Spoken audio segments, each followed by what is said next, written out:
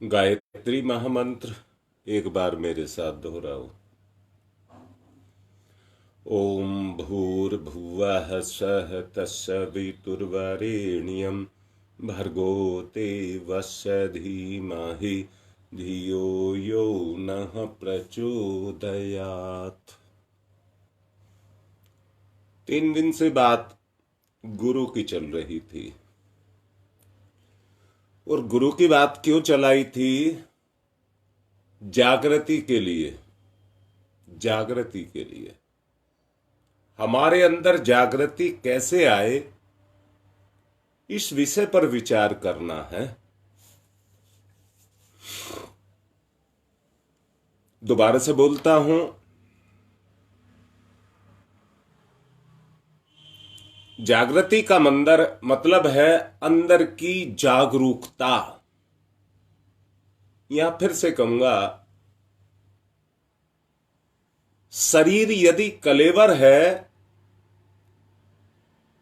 तो उसकी जान उसका प्राण है। अगर उसमें हरियाली है, बाहर है, तो वो उसके गुणों से है।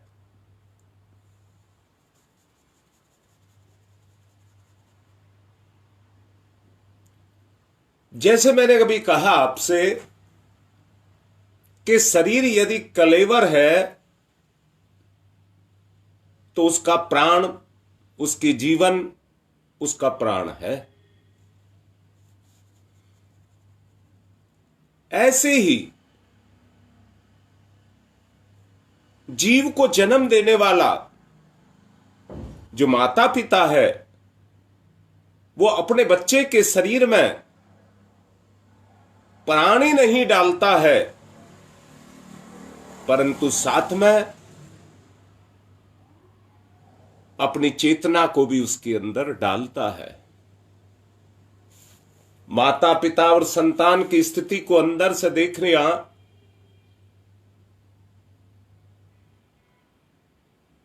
एक मां अपने बच्चे के लिए सपने देखती है, एक पिता अपने बच्चे के लिए सपने देखता है।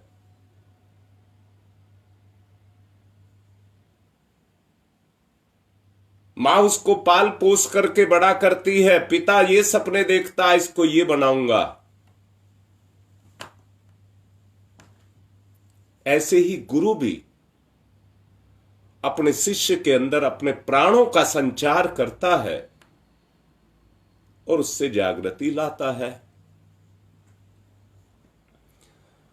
अगर आप पूरे संसार में एक विषय पर 10 आदमियों से बात करें तो 10 की राय 10 होंगी।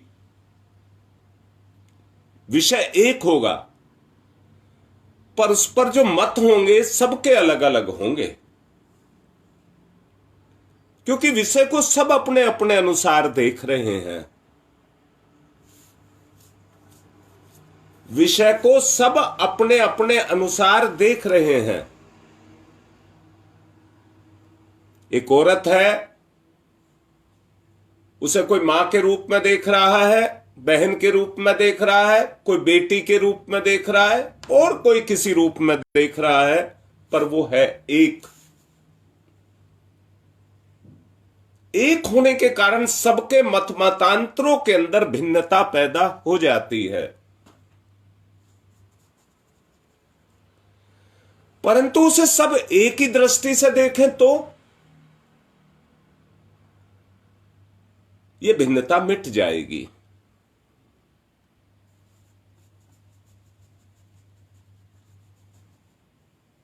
अब मैं दोबारा से कहना चाहूंगा,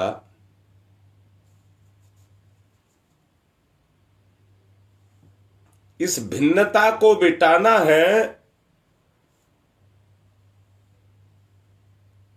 तो हमें किसी एक विचार को पकड़ना होगा।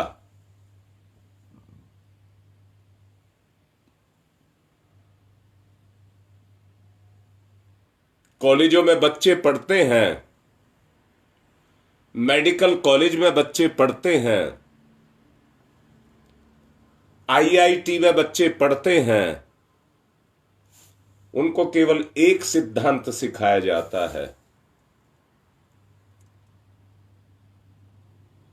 भिन्नता सबके विचार में होती है, पर जब जब एग्जाम लिया जाता है तो एग्जाम लेने वाला मास्टर अपने मत से उसको देखता है और उसकी जो मूल्यांकन है उसे अपने स्तर से करता है।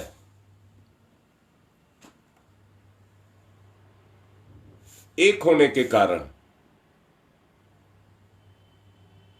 ऐसे ही हम सब एक गुरु की संतान हैं।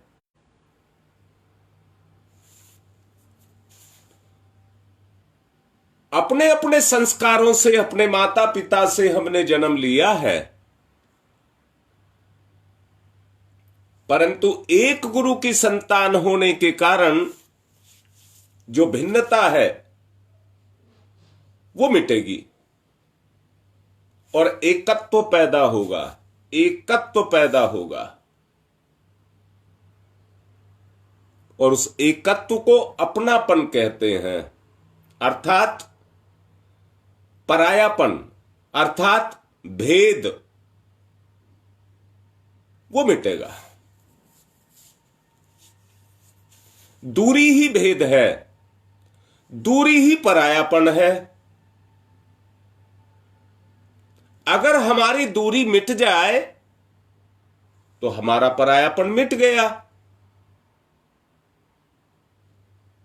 बस हमको यही करना है। यही चीज आगे चल करके जागरूकता बन जाती है। सब एक, सबका विचार एक, सबका उद्देश्य एक, सबका कर्म एक, सबका जीना एक।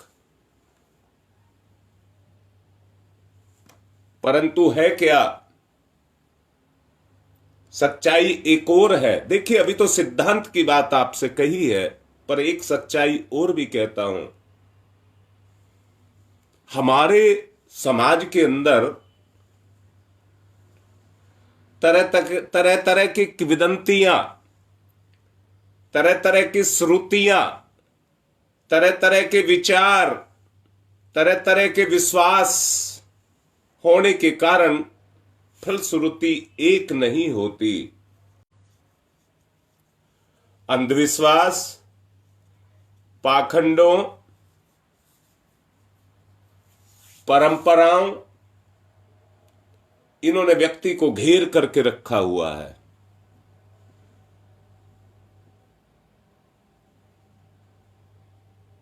इसी के आधार पर अपने विश्वासों का निर्माण जो हम करना चाहते हैं, उस भिन्नता के कारण हमारे अंदर जागृति नहीं हो पा रही।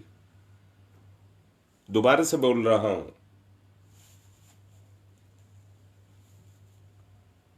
अगर किसी स्तर पर एक हो जाए,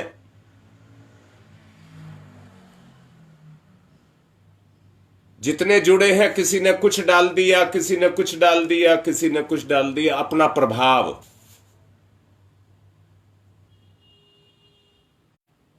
तो सबकी खूबियां एक साथ इकट्ठी होती चली जाएंगी।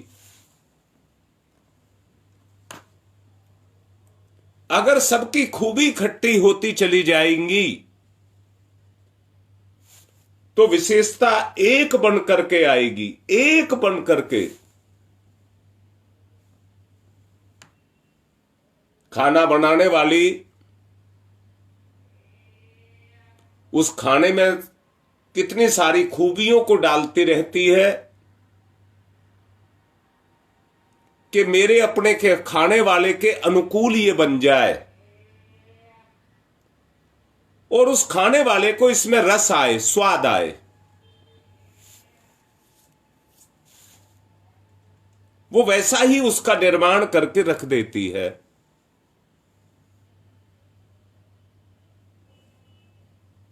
हमारी स्मृतियां अधूरी और परंपराओं से बुद्धि प्रभावित होने के कारण विवेक और विचार का अधिक अंश उनमें उलझा रहता है। फिर हमारे देश में तो क्या, ज्ञान और विवेक की बहुत कमी कहीं पर भी होगी, पैदा हो जाएगी। हमारा देश कभी था सर्वोच्च, दुनिया का सर्वोच्च मुकुटमणि था,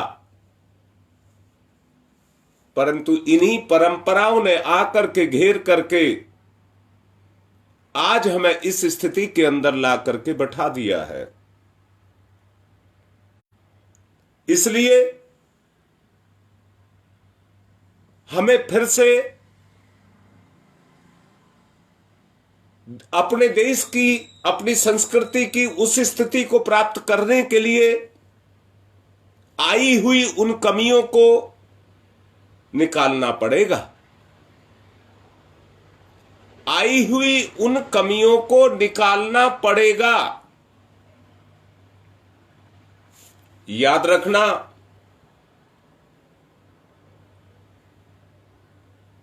जैसे जैसे सुधार आता चला जाएगा वैसे ही वैसे जागृति आती चली जाएगी।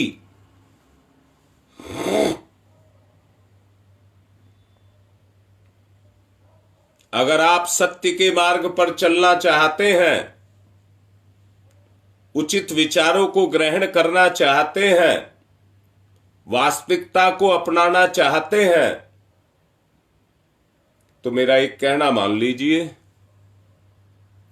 आपको भेड़ चाल में फंसने से, अल्प ज्ञान वाले अविवेकी पुरुषों की सम्मति के ऊपर निर्भर नहीं रहना,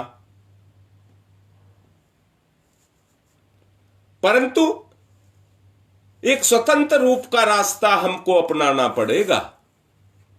स्वतंत्र एक रास्ता हमको अपनाना पड़ेगा। यह देखा जाता है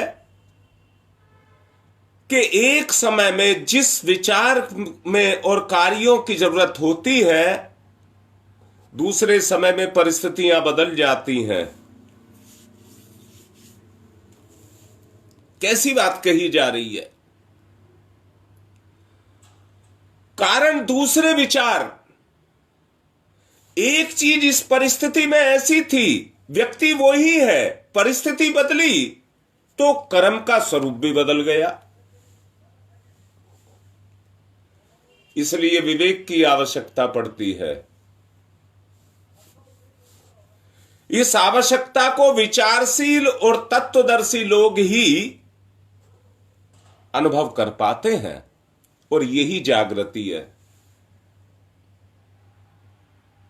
इसी को जागृति कहते हैं। जिसकी अनुभूति में ये चीजें आ गई और क्रियाशील हो गई, वो जागृत हो गया। वे अपने अनुभव प्रकट करते हैं, लोगों को समझाते हैं। बुद्धिमत्ता और जागृत चेतना वाले लोग उनकी बातों को सुनते हैं, जैसे आप सुन रहे हैं। अधिकांश लोग ऐसे होते हैं जिनके विवेक की अपेक्षा पूर्व परंपराओं पर ज्यादा निर्भर रहते हैं।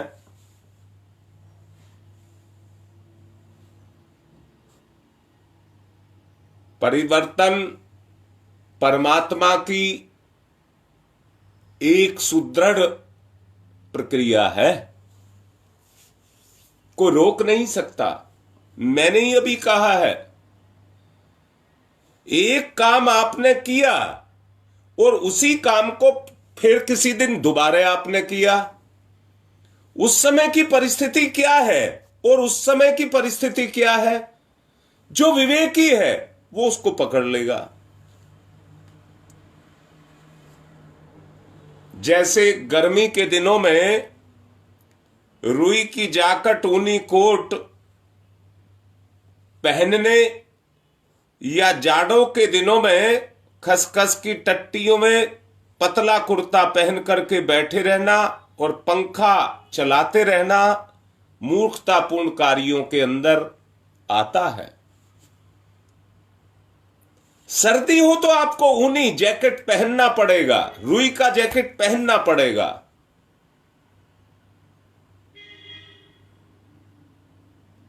और गर्मी में आपको खाली कुर्ता पहनना पड़ेगा। अगर आप उल्टा करते हैं तो लोग आपका उपहास उड़ाएंगे, बुरा समझेंगे। किंतु बड़े आश्चर्य की बात यह है कि मानव जीवन की सुख शांति में बनाने के प्रसन्न है, उस पर लोगों का रवैया, जो आज जिसको ग्रहण कर रहे हैं, वो मुद्दतों पुरानी परंपराएं हैं। आज के समय में बिल्कुल भिन्न परिस्थितियों की परंपराओं को जो लोग आज जकड़ करके पकड़ करके बैठे हुए हैं, उन परंपराओं को दूसरों पर थोपना चाहते हैं, लोग में समाज में अगवा बनना चाहते हैं, पंच और पुरोहित बनना चाहते हैं, उनका कोई विरोध नहीं करता। उनको आयु, जाति, संपत्ति के कारण जो बड़प्पन प्राप्त होता है, उसके बोझ को उठाने में हमें अपनी आत्मा की पुकार को, जो ईश्वर की पुकार है, जो ईश्वर की प्रेरणा है, उसको कुचलना पड़ता है। मेरी बात अगर समझ आ रही हो तो मैं आपसे यह प्रार्थना कर रहा हूं कि परमात्मा की पुकार को या आत्मा की पुकार को कुचलना नहीं है। बस इतना बात कह रहा हूं। हम किसी और स्तर पर एक नहीं हो सकते। अगर हमें एक स्तर पर होना चाहते हैं, अगर अपने में जागरूकता लाना चाहते हैं, तो हमें अपनी ही अंतरात्मा का, अपनी ही चेतना का सहारा लेना पड़ेगा, ना कि मन का।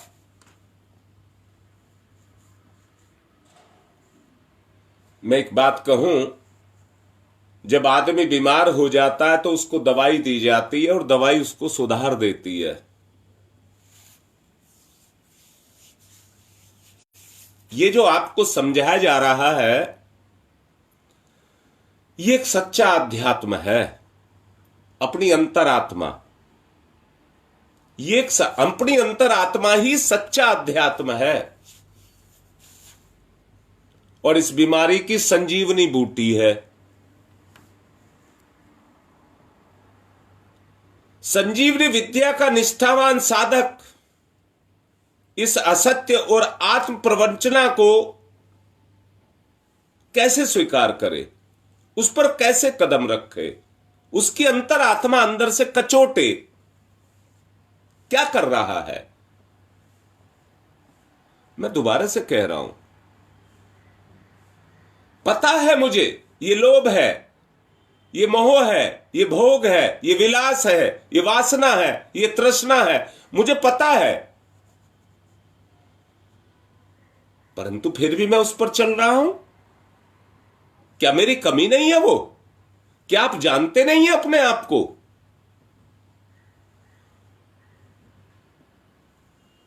जिन कमी और कमजोरियों के दायरे में हम अपने जीवन को जी रहे हैं, वास्तव में वो ही मेरा विनाश कर रहे हैं। मुझे उस दायरे से हटना पड़ेगा और एक सच्चे अध्यात्म को, मैं फिर से दोबारा से कह रहा हूं, कुछ साहित्य पढ़ लेना, माला जप कर लेना या कोई यज्ञ कर लेना और कोई अनुष्ठान कर लेना उतना पर्याप्त नहीं है। अब हमें सच्चे अध्यात्म को अपनाना पड़ेगा।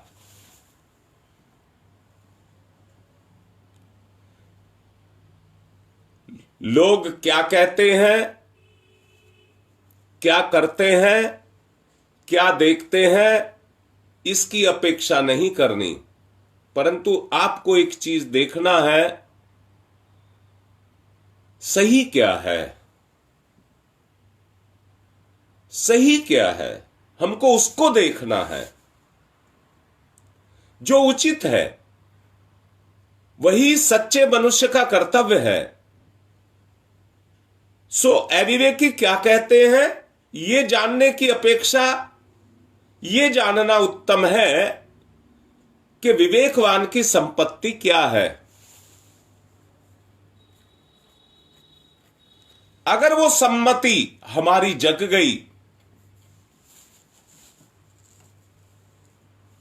तो समझ लेना लोक बड़ाई के आधार पर चलना चाहता है, फिर आपको किसी बड़ाई का कोई जरूरत नहीं है। ये एक संजीवनी विद्या है जो मैंने अभी कहा था। अगर इसका आप लाभ उठाना चाहते हैं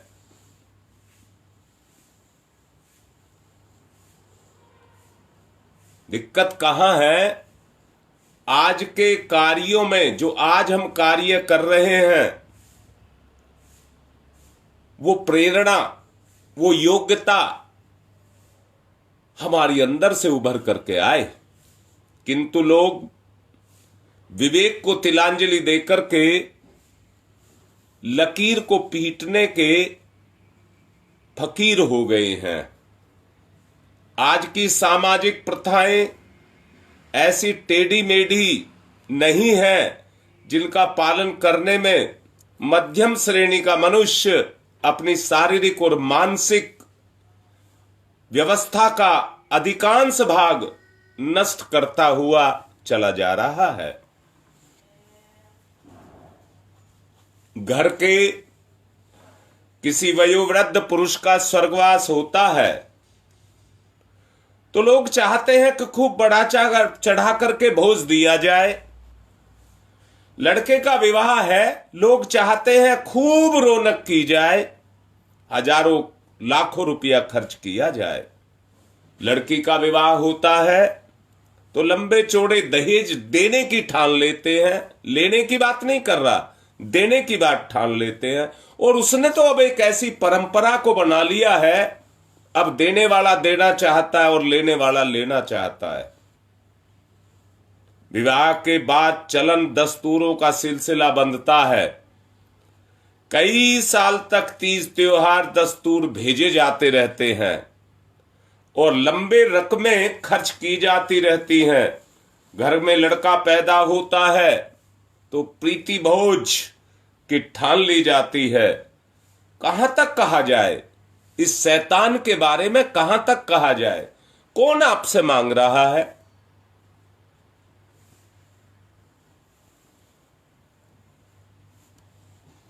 आदमी ये कहता है मैंने दूसरे का खा रखा है इसलिए मुझे भी खिलाना पड़ेगा। वो एक परंपरा बन गई। सच्चाई ये है कि जो उन पर खर्च किया जा रहा है, एक व्यक्ति एक बुजुर्ग का स्वर्गवास हो गया है, उसके उद्धार पर खर्च करिए ना अपनी शक्ति को। चाहे वो धन के रूप में है, चाहे वो आपके मानसिक रूप में है, चाहे वो आपकी आत्मिक रूप में है, उसके उद्धार पर खर्च करिए।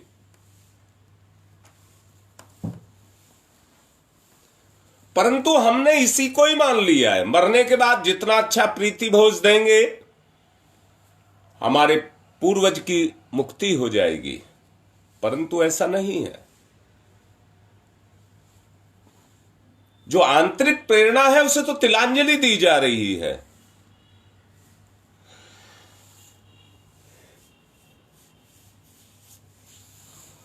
इसलिए हमें लकीर का फकीर होना नहीं चाहिए। मनुष्य शारीरिक और मानसिक व्यवस्था का अधिकांश भाग अपने आप ही नष्ट होता हुआ चला जा रहा है। इसको बचाना चाहिए।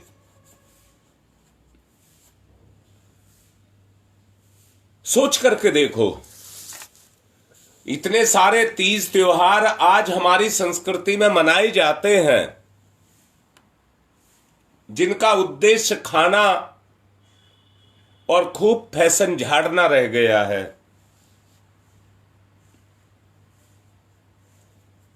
परंतु हर तीज त्योहार का अर्थ है, मैं यहां फिर से कहता हूं,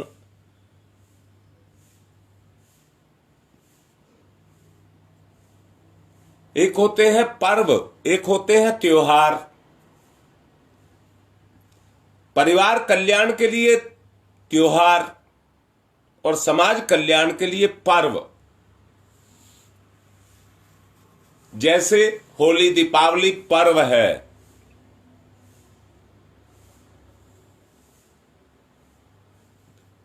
चार पर्व मनाए जाते हैं, दशहरा, दीपावली, होली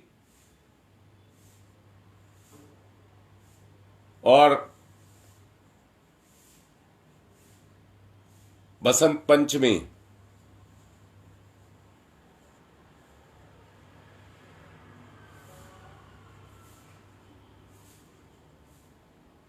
बसंत पंचमी रक्षाबंधन,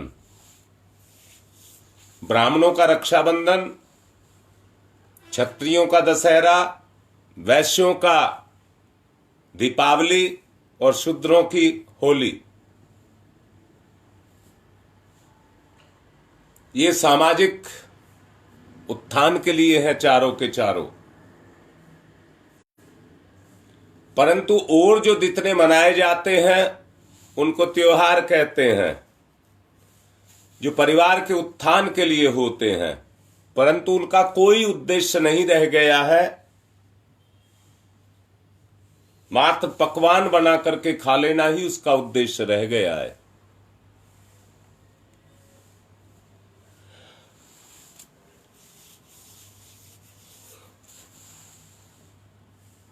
हमें क्या करना पड़ेगा? इन स्थितियों को सही करना पड़ेगा।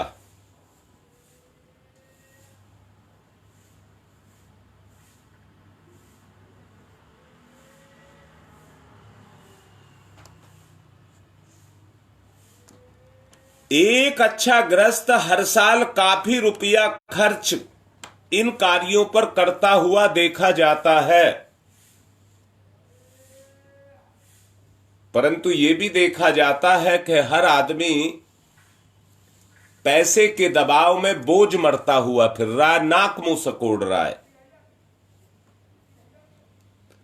10 कारज व्यवहार अच्छे हुए थे, पर एक जरा सा हल्का हो गया तो समझ लीजिए नाक कटी की कटी रह गई।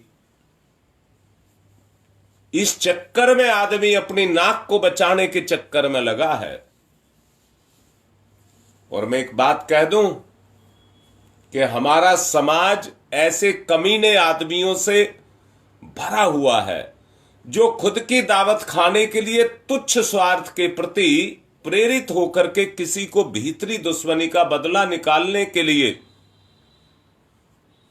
मूढ़ता के कारण अनेक नेक दस्तूरों पर वो तरह तरह की अपनी मनोवांछाएं उस पर लाद करके रखते हैं। मैंने देखा कि आपकी कमीज पुरानी हो गई और आपने नई पहन ली, तो साथी ही कहते हैं आज तो नई कमीज पहनी है, दावत हो जाए नई कमीज की। अरे अगर पुरानी फट गई है तो नई तो पहननी ही पड़ेगी, परंतु ना, वो उसे भी एक त्योहार बना देना चाहते हैं।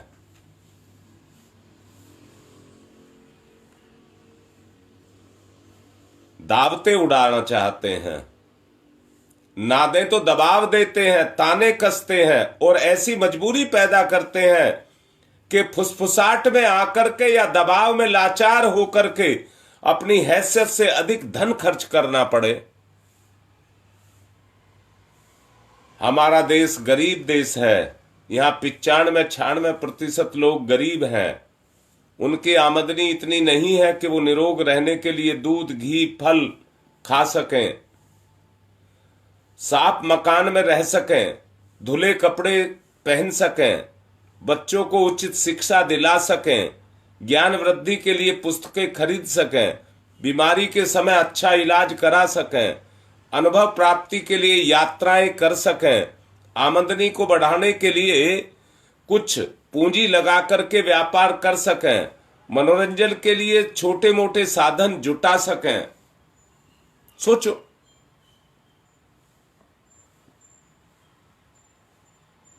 सब जीवन की प्राथमिक आवश्यकताएं हैं, किसको नकारोगे? किंतु कितने लोग हैं जो इनको पूरा कर पाते हैं। इसके अभाव में बीमारी, गरीबी, बेबसी, लाचारी, जलालत, अकाल मृत्यु, कमजोरी इनके ग्रास बनते हुए रहते हैं। परिवार की आर्थिक कमर टूट रही है।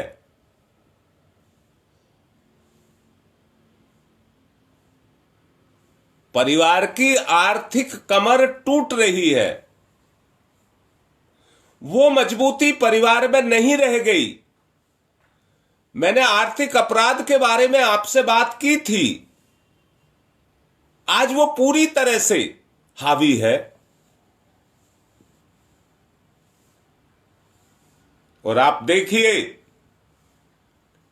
जो घर का मुखिया है, आज उसकी अवस्था कैसी है। जलालत की जिंदगी वो जी रहा है, बेबसी की जिंदगी जी रहा है, गरीबी की जिंदगी जी रहा है, अकाल मृत्यु को प्राप्त हो रहा है, कमजोर होता हुआ चला जा रहा है, कमजोरी उसे ग्रसित कर रही है।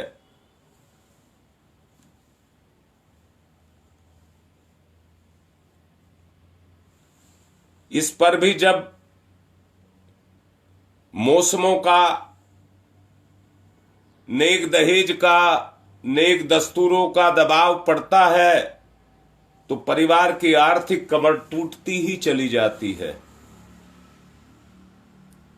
कर्ज लेकर या एक रास बचाकर जमा किया हुआ पैसा उतने कामों में नष्ट हो जाता है तो परिवार के कमजोर सदस्यों के प्राणों पर ही आ बनती है।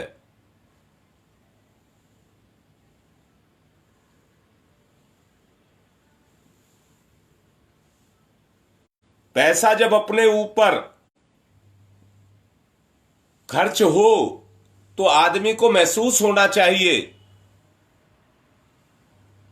कि मैंने दूसरों का हक कितना काट लिया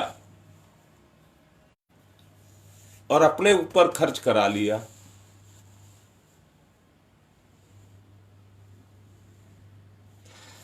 सोच करके देखो, अगर परिवार ऐसे कमजोर सदस्यों से बनाया गया हो,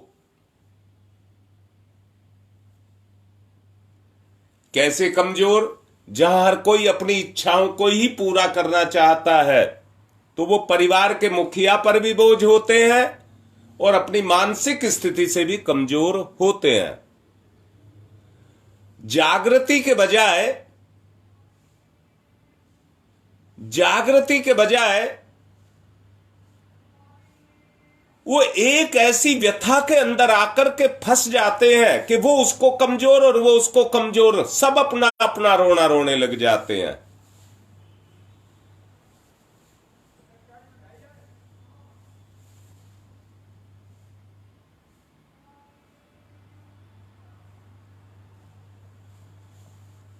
हमें इस मजबूरी को हटाना होगा संदीप बेटा, हमें इस मजबूरी को हटाना होगा। क्यों परेशान? बेटा मैं आपसे ही कह रहा हूं संदीप, क्या घर के सदस्य ये नहीं कह सकते कि हमारी कोई इच्छा नहीं है? मैं फिर से कह रहा हूं, घर का मुखिया है, क्या अपने परिवार के सदस्यों को नंगा, कमजोर बना करके रख लेगा? अगर उसका आत्मिक लगाव है, उसकी आत्मा काम करती है, वो आध्यात्मिक है, तो क्या अपने परिवारों को दुख में रख लेगा? आज जितनी कलेश कलह सब होते चले जा रहे हैं, ये उसी का कारण है। और कारण एक और भी है, कोई किसी के दुख में साथी नहीं है, सिर्फ ड्रामा और दिखावा है। वास्तविकता यह है, अगर सारे मिलकर के एक हो जाए तो दुख टिकेगा ही नहीं। यही जागरूकता है, एकता ही जागरूकता है, इसी पर मैं जोर दे रहा हूं।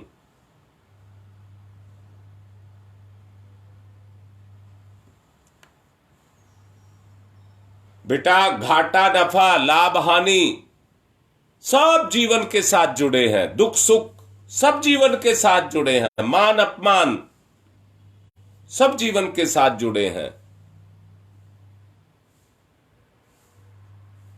समय के अनुसार आएंगे ही आएंगे, आप उनको रोक नहीं सकते।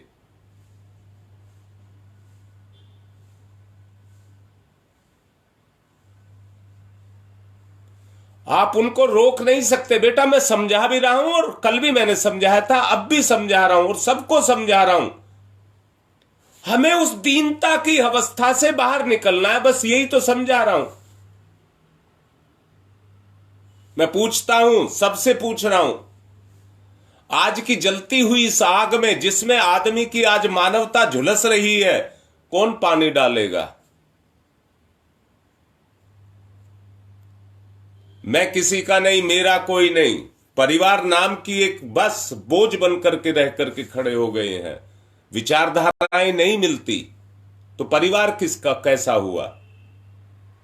परिवार उसी को ही तो कहेंगे जहां सब एक चूल्हे का भोजन खाते हो, सब एक विचार के साथ रहते हो, सबकी सोच एक सी हो। क्या नहीं होना चाहिए? एक परिवार में अगर सुख शांति आप देखना चाहते हो, स्थिति देखने में यह आ रही है, एक बाप का एक बेटा दो बेटा, आज तो मां बाप ही रखना मुश्किल हो रहा है।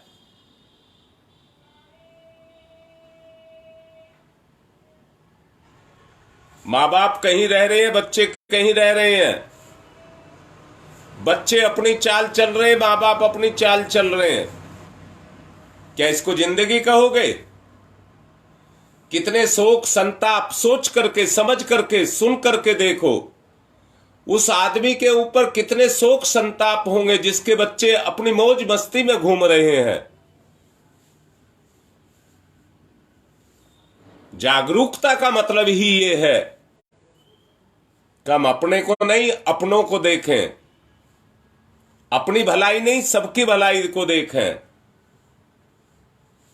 आज बेबसी, दस्तूर, नेकजोग, दहेज, प्रचलन, इन सब ने आदमी की कमर को तोड़ करके रखा हुआ है। हर आदमी कर्ज में डूबा है। पैसा जब इन कार्यों में नष्ट हो जाता है तो परिवार के कमजोर सदस्यों के प्राणों पर ही आ बनती है। आज के इस युग में जिसमें हम सब चल रहे हैं, हां बेटा, यही मैं भी कह रहा हूं, एकता में अनेकता इसलिए पैदा हो गई कि इच्छा अपनी अपनी हो गई। हमको एकता में, अनेकता से एकता में आना पड़ेगा,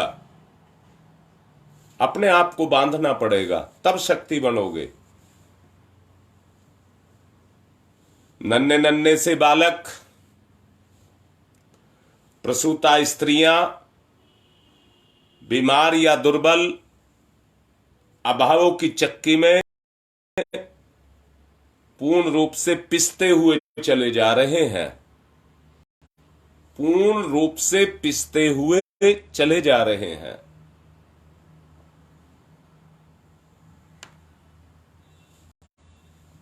अब सोचो इनको कैसे बचाया जाए।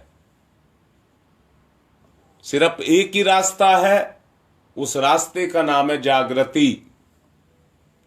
उस जागृति को अपने में पैदा किया जाए।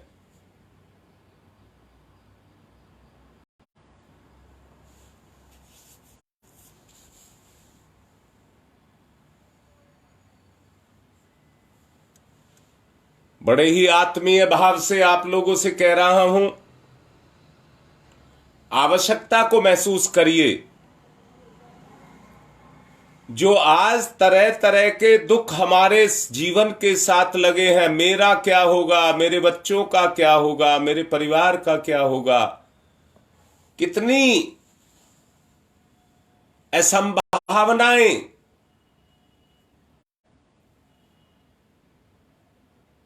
हम कितने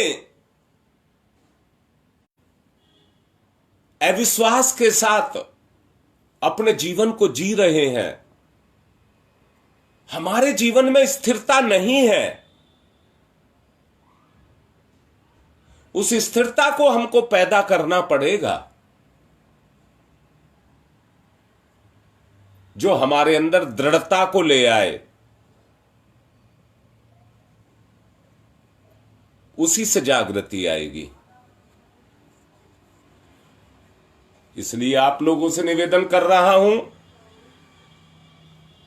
आज मैं गिड़गिड़ाया नहीं हूं, निवेदन कर रहा हूं। वो जो कमजोरियां जीवन के साथ लगी है, शरीर का कोई अंग खराब हो जाए तो कटवाना पड़ता है, इन कमजोरियों को काट करके फेंक दीजिए। अरे नहीं कोई कुछ देगा आपको तो प्रलोभन काय के लिए, छोड़ दीजिए उसको। हम एक दूसरे का सहायक बने, एक दूसरे की सहायता बनाए करें, तो हमको कोई नहीं गिरा सकता। इसलिए एक दूसरे को, अपने परिवार को, सदस्यों को, सबको अपना सहारा बनाए और बने तो काम चलेगा।